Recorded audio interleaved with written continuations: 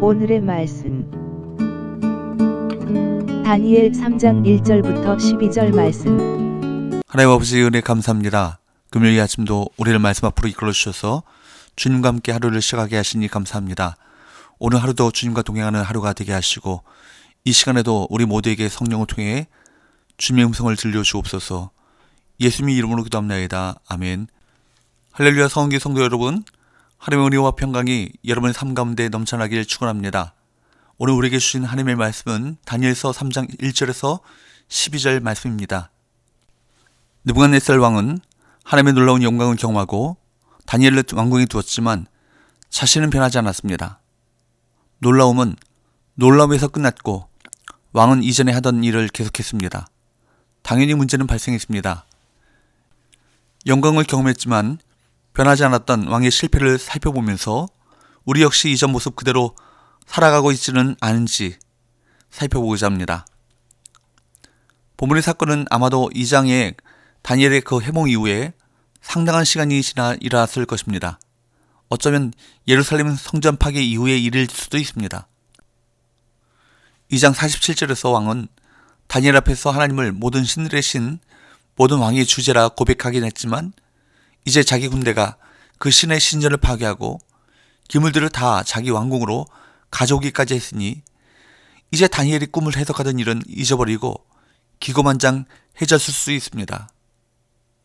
1절, 느부갓네살 왕이 금으로 신상을 만들었으니 높이는 60규빗이요 너비는 6규빗이라 그것을 바벨론 지방의 두라 평지에 세웠더라. 느부갓네살 왕은 우상을 만드는데 두라 평지의 높이 약 28m, 너비 약 3m의 금 신상을 만들었습니다. 6이라는 숫자는 성경에서는 여섯째 날에 만들어진 사람을 상징하는 숫자입니다.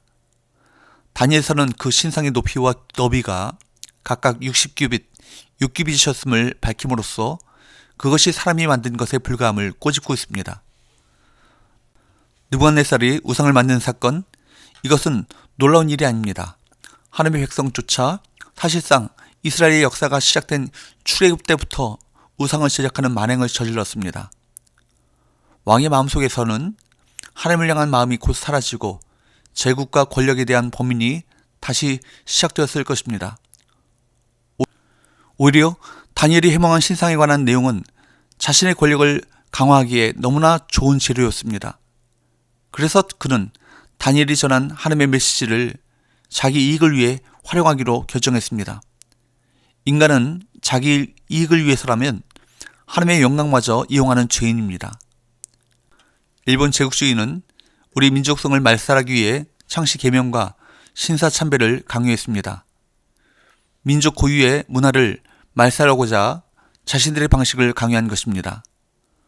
바벨론도 이 두 가지를 모두 활용합니다. 본문 2절과 3절 말씀을 보면 느부갓네살은 신상 낙성식의 모든 고위직 관리들을 모으고 각종 악기가 울릴 때 그 앞에 경배하게 합니다. 모든 관원에게 충성을 요구하는 것이죠. 느부갓네살은 제국 안에 섞여 있는 서로 다른 민족들을 융합하는 것을 가장 중요한 정치적 목표로 삼았습니다. 그러나 역사를 통해 알 수 있듯이 그의 인간적 목표와 수단은 실패했습니다. 세상 나라는 결코 사람과 민족을 하나로 만들 수 없습니다. 4절에서 7절 말씀을 보면 왕은 가장 웅장한 장면을 연출함으로써 사람들의 마음을 얻고자 했습니다. 보십시오. 거대한 신상, 웅대한 평야, 각종 악기들이 있는 오케스트라를 통한 압도적 분위기, 대중의 집단주의 등 그가 활용할 수 있는 모든 것을 동원해 충성의 사역을 끌어내고자 했습니다. 느부갓네살은 이러한 방법을 동원하면 사람들의 마음도 얻을 수 있을 것이라고 생각했습니다. 그러나 여러분, 이것이 얼마나 하나님 앞에 어리석은 짓입니까? 왕이 어리석은 짓을 하면 피해가 심각해집니다. 그 어리석음에 동조하는 아첨꾼들이 나타나기 때문입니다. 사실 진정한 충신은 왕의 결정이 잘못되었음을 고하는 자들이지만 어리석은 왕은 충신을 멀리하고 아첨꾼을 가까이 하기에 결국 망하고 맙니다.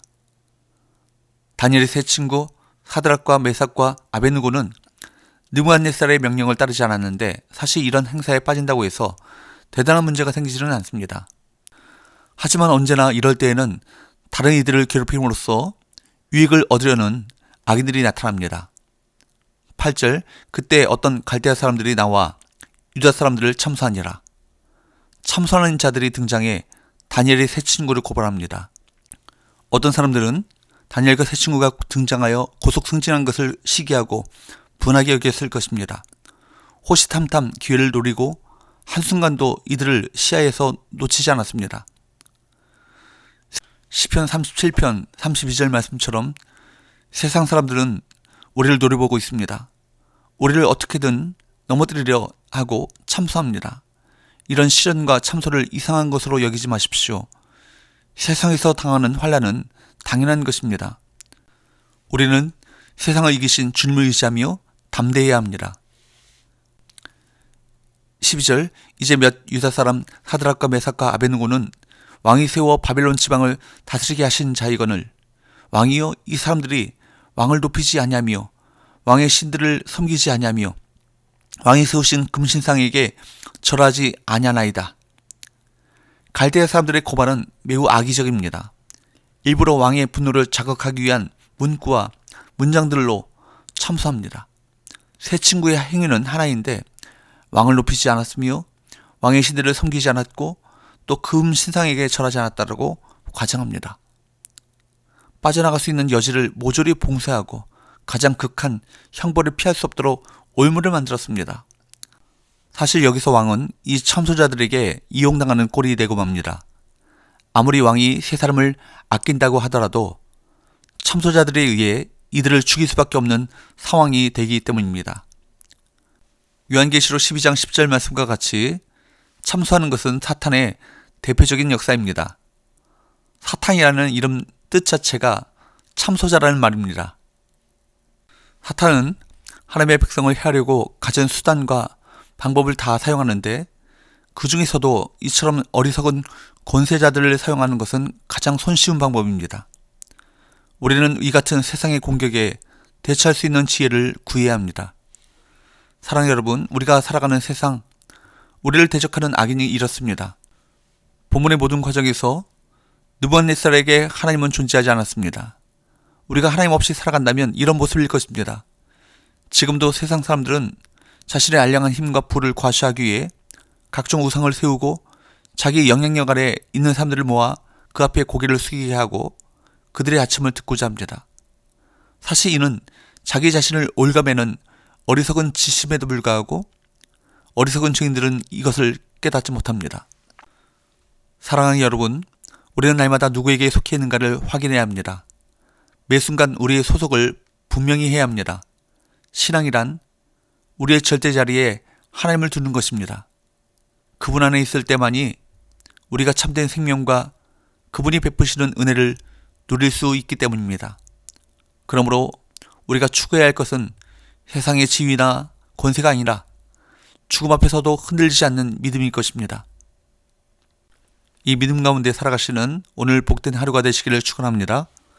기도합시다. 하나님 아버지, 우리에게 하나님만을 섬기는 굳건한 믿음을 허락하여 주셔서 세상의 헛된 유혹에 흔들리지 않고 주님의 길을 따라가는 참된 제자의 삶을 살게 하여 주옵소서. 예수님의 이름으로 기도합니다. 아멘.